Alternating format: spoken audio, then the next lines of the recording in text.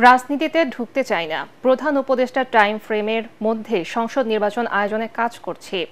জুলাই আগস্টে নির্বাচন আয়োজনে বিএনপির দাবির প্রেক্ষিতে এমন মন্তব্য করেন প্রধান নির্বাচন কমিশনার এএমএম নাসির উদ্দিন।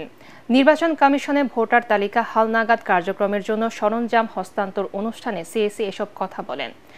এ সময় ইসির চাহিদা অনুযায়ী প্রয়োজনীয় সহযোগিতার আশ্বাস দেন ইউএনডিপির আবাসিক প্রতিনিধি স্টেফান লিলার। বিস্তারিত জানাচ্ছেন ইকরামুল হক সায়েম। বাড়ি বাড়ি গিয়ে ভোটার তালিকা হালনাগাদ কর্মসূচি শুরু হচ্ছে সোমবার। এ কাজে সহায়তার জন্য নির্বাচন কমিশনকে ল্যাপটপ, স্ক্যানার ও ব্যাগ সহ বিভিন্ন সরঞ্জাম হস্তান্তর করে ইউএনডিপি।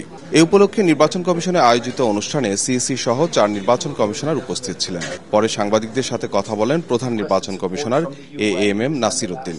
বলেন, চাহিদা বিবেচনায় ইউএনডিপির কাছ থেকে সহযোগিতা নেওয়া হবে। আজকে যেটা অনুষ্ঠান সেটা হচ্ছে যে কিছু ল্যাপটপ আমাদেরকে হ্যান্ড ওভার করলো, তারপরে আমাদের যে ক্যামেরা, স্ক্যানার এগুলো হ্যান্ড ওভার করলো, তারপরে যে ব্যাগ। আপনারা জানেন যে প্রায় 65,000 লোক কাজ করবে আমাদের এন্টায়ার প্রসেসে এট ডিফারেন্ট স্টেজেস। এ সময় এবছরের মাঝামাঝিতে নির্বাচন আয়োজনে বিএনপির দাবির বিষয়ে সাংবাদিকরা প্রশ্ন করলে প্রধান উপদেষ্টার দেয়া টাইম ফ্রেম আবারও স্মরণ করিয়ে দেন সিইসি। একদম মাননীয় প্রধান উপদেষ্টার ঘোষিত যে টাইম ফ্রেম, ওটাকে মাথায় রেখে আমরা কাজ করছি।